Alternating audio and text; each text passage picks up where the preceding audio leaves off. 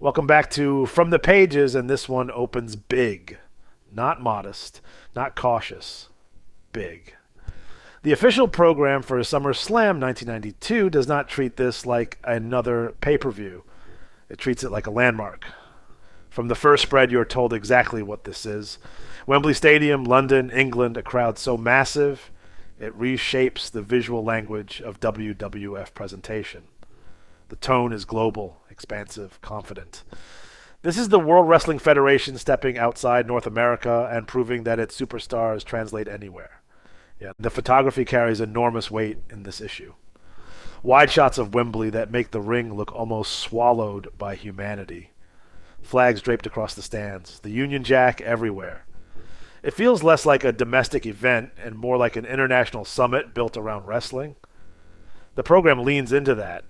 It reminds you repeatedly that this is historic attendance territory. It wants you to feel scale before it gives you a single hold or headlock. The emotional center of the entire program is Bret Hitman Hart defending the Intercontinental Championship against the British Bulldog. This is treated like the soul of the show. The text circles their relationship carefully. Brothers-in-law trained in the same Hart family dungeon, connected by blood and marriage, now separated by championship stakes. Bret is presented as disciplined, technical, controlled.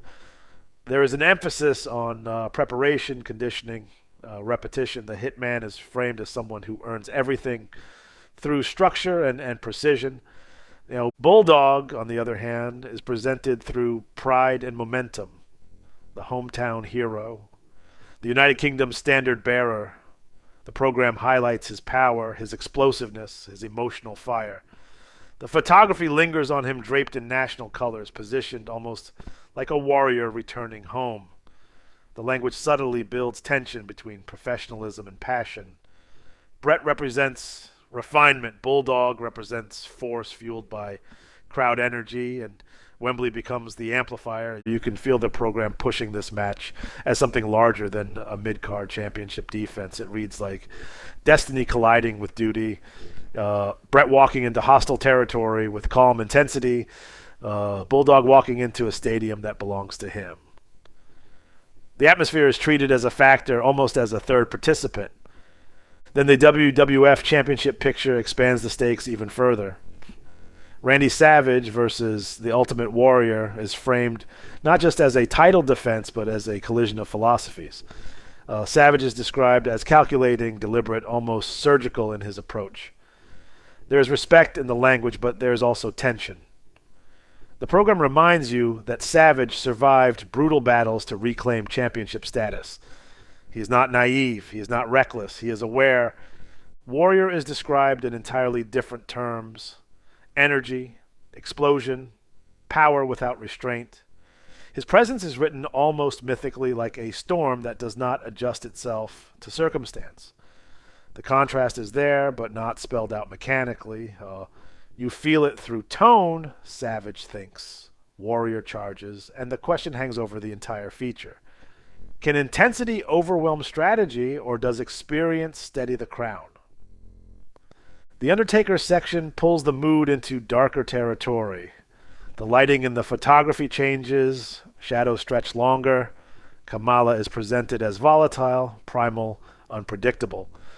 The Undertaker is presented as something that absorbs fear rather than expresses it. The language leans into inevitability. There's very little humor here, very little exaggeration. It reads serious, almost ominous.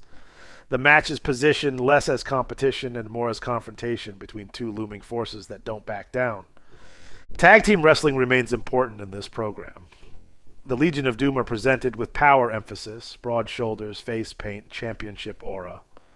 Hawk and Animal are framed as warriors first, entertainers second. Their opponents, Money Inc. shadows, bring the sleek contrast of wealth and arrogance. Ted DiBiase and Erwin R. Shyster are described as calculating and opportunistic. The program doesn't need to say power versus precision. You feel it in the way the teams are described. LOD impose, Money Inc. manipulate. Shawn Michaels receives one of the more telling features in the program. Fresh into his singles career, he is written with confidence, bordering on provocation. The Rockers are in the past. This is about individual spotlight now. His match with Rick Martel is framed as vanity colliding with vanity. Two men who care about image, presence, ego.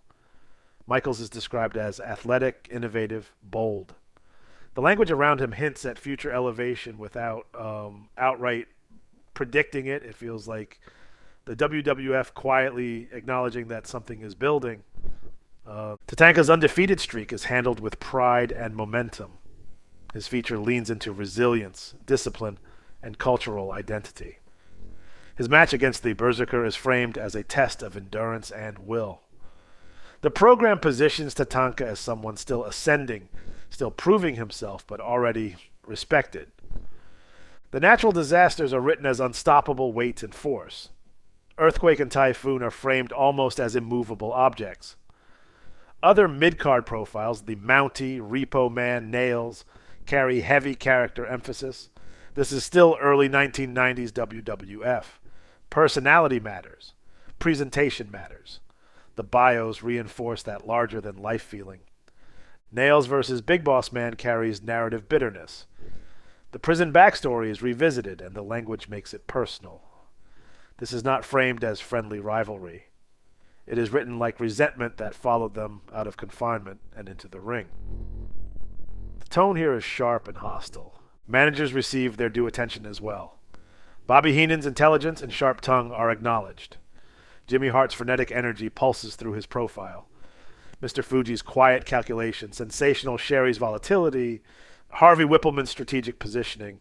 The program treats managers as power brokers, not background noise. And then there are the pages that remind you this is an ecosystem.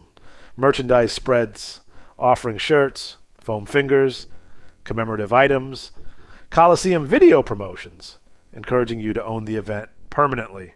Fan club advertisements, hotline plugs, subscription cards. The WWF machine is fully visible here. It's commercial, yes, but it's confident about it.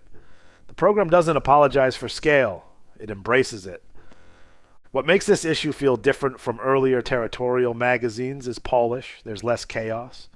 Fewer scattered reports. Everything feels unified, coordinated, controlled. This is a company that knows its brand, but underneath that control, the stakes still feel real. Championships, pride, momentum, history. And that main event keeps hovering over everything.